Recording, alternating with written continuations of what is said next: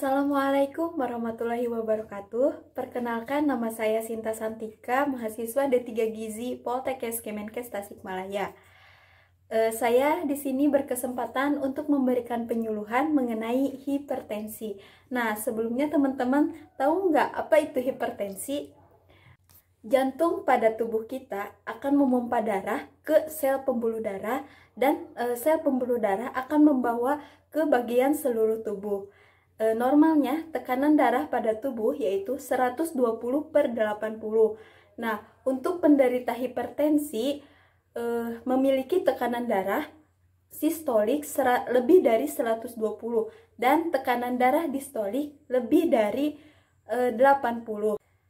Dan tercatat 1 miliar orang di dunia itu memiliki hipertensi, dan di Indonesia 1 dari 4 orang itu menderita hipertensi.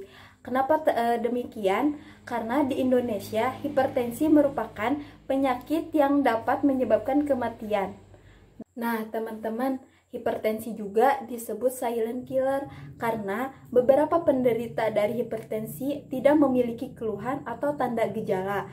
Hanya 1/3 penderita hipertensi terdiagnosis medis.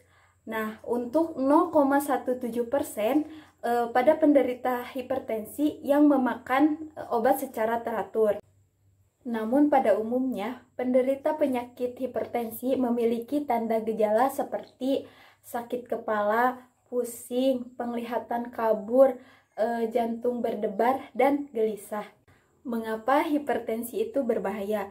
Karena hipertensi itu dapat menyebabkan beberapa penyakit seperti penyakit jantung, stroke, kerusakan pada ginjal dan retina, gangguan pada saraf, dan gangguan pada pembuluh darah.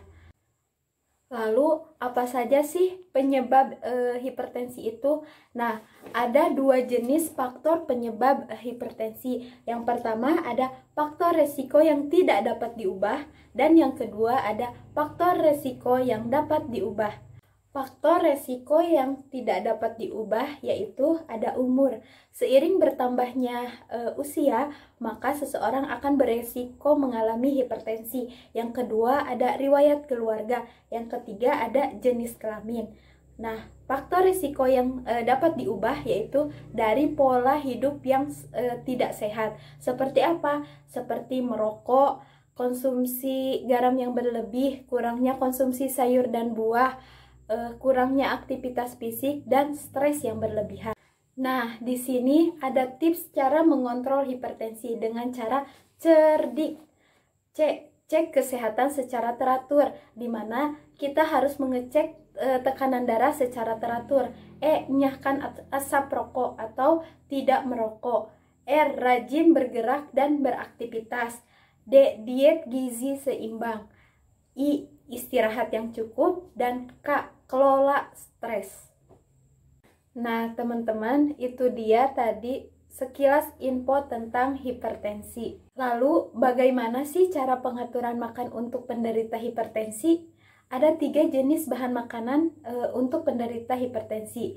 Di antaranya ada bahan makanan yang tidak dianjurkan, bahan makanan yang dianjurkan, dan bahan makanan yang dibatasi. Bahan makanan yang tidak dianjurkan di antaranya otak, kulit, usus, dan paru. Ada juga minyak, keju, ikan asin, telur asin, kecap asin, kecap, terasi, saus, makanan yang diawetkan, makanan yang dikalengkan.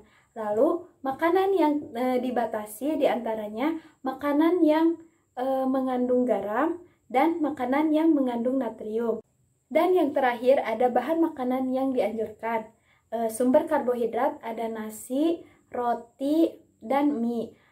Sumber protein nabati ada tahu, tempe, dan kacang-kacangan. Sumber protein hewani ada ikan, daging tanpa kulit, dan telur. Sayur-sayuran, buah-buahan, susu tanpa lemak atau susu skim, dan bahan makanan yang tidak mengandung garam. Dan ada beberapa bahan makanan yang dapat menurunkan tekanan darah. Di antaranya ada bit merah, bawang putih, kayu manis, pepaya, mentimun, dan oatmeal. Nah, teman-teman, pada penderita penyakit hipertensi dianjurkan memakan sayur dan buah 5 porsi per hari karena di dalam sayur dan buah memiliki kalium yang dapat menurunkan tekanan darah.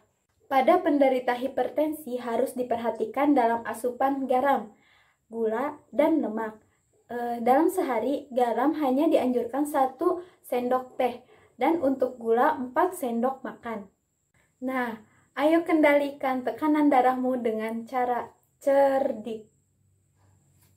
Dan perbanyak makan sayur dan buah dan perhatikan asupan gula, garam, dan lemak.